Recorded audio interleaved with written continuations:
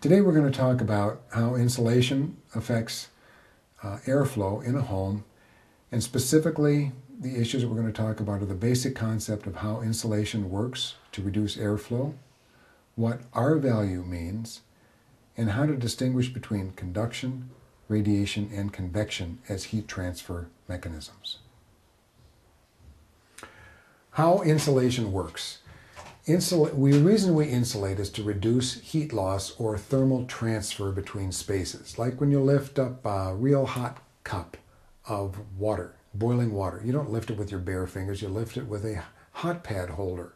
That hot pad holder is an insulation. It's thin insulation that reduces the heat transfer between that hot kettle and your hand, which is cooler.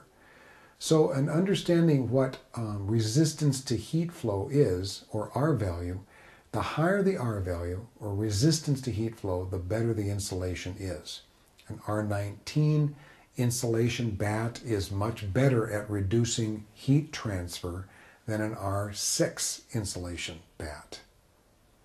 So what we're trying to understand is what are the principles behind heat loss and heat transfer, what those mechanisms are, and how to best choose what the materials are to help reduce that heat transfer and where to best apply those materials.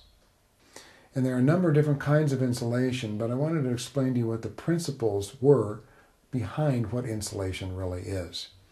And even though there's a number of different kinds of insulation, the three things that we're trying to do are reduce the three transfer mechanisms of heat loss in a house in a cold climate, and in a warm climate, reduce the amount of cooled air that's air conditioned inside the house to the warmer exterior. So bottom line is there's three mechanisms by which heat is lost: convection, conduction, and radiation. And convection is one that has air flows in it, but what we're trying to do with convection is reduce the amount of air that moves through a material. Those of you that are familiar with hot air balloons, for instance, in New Mexico in the morning, they have these wonderful hot air balloon shows. Well, the warm air that's fired by propane heat in those balloons is less dense. It's heated air. It's less dense than the cold morning air in the valley floors in New Mexico.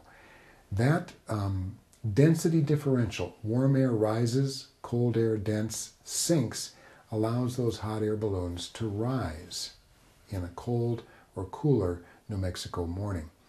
When it comes to convective movement of heat loss in a house, a typical example would be a window pane. Two panes of glass.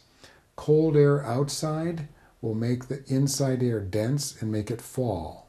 But warm air that you've heated your house up to rises, and you have this pumping, this convective pumping of heat through the glass of a window, because that convective air movement is the transfer mechanism by which heat is lost. This convection actually is driven by density differentials in air.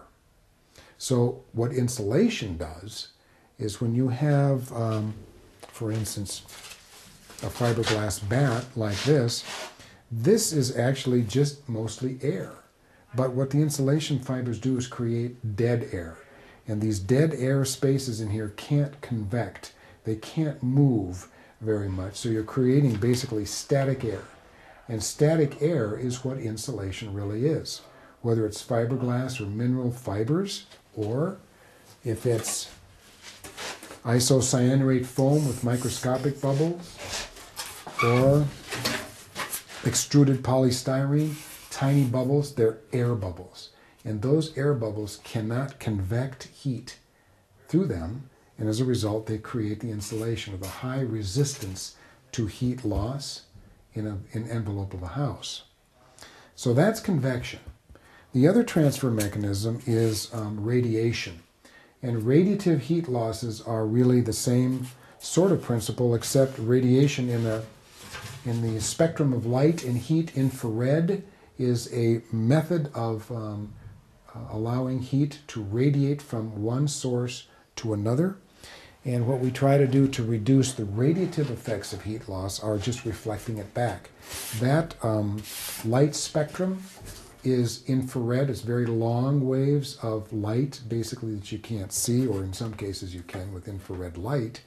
But basically all this reflective surface does is re-reflect infrared or radiant heat back into the house. One very important thing to think about with insulation, particularly if you're selecting one of the compressible bats, is if in fact these bats have all this dead air space in them and you're creating this loft to hold the dead air in place, then you want to install this stuff so that you're not compressing it. Because if you compress this material, the air spaces go away and you've just taken the high resistance to heat transfer and reduced it quite a bit. Because squished fiberglass, high density material like this, has hardly any insulation at all. The key is to have fully lofted insulation so you're creating that dead air space in there. So again, in review, don't squish this stuff. Put it in fully lofted all the way around, whether it's walls, floors, or ceilings. Fully lofted creates the dead air space that is the insulation, that is the resistance to heat flow and heat transfer that you're after when you're doing this job. Another heat transfer mechanism is conduction. And conduction is a transfer mechanism that occurs with a solid, typically a solid material, and it conducts electrons through it, like copper, aluminum. Both are highly conductive materials. In this case, I want to just show you an example of a copper pipe. Let's just say that there's 120 degree water flowing through this copper pipe. This copper pipe will get the same temperature as that 120 degree water. Therefore, it's highly conductive to the water inside of it. This hot water and this hot pipe conducting the heat from the water will then radiate heat into the room.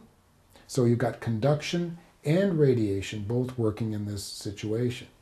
So one of the easiest and most effective ways is to take insulation, a high R value, high resistance to heat flow material like pipe wrap, and put it around the copper pipe.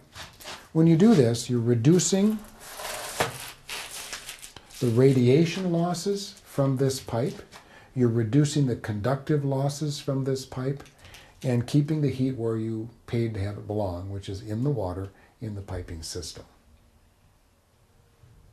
We talked about the importance of R value and lofting up an insulation product so you've got lots of dead air space in there, and that's very important.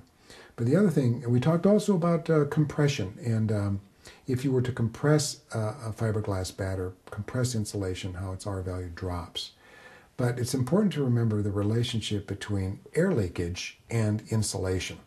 Probably the best analogy I can come up with is furnace filters. Many of you have probably installed furnace filters, and they're about 3/4 of an inch thick filter made of fiberglass. They slide into the ductwork, and when the furnace goes on, that fiberglass filter is used to pull out pollen and cat hair and things like that. It's a filter.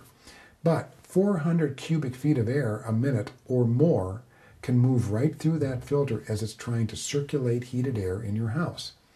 So while dead air in an insulated material is important, air leakage is even more important. So on a wall, for instance, if you were putting in an insulated bat in a wall, if you see a big hole in the wall or there's a hole in the sheathing, you can see daylight outside, that needs to be caulked and sealed first before you put the insulated bat in the stud space, because it's that direct connection to outside air leakage blowing through that insulation that reduces its effectiveness as an insulating system.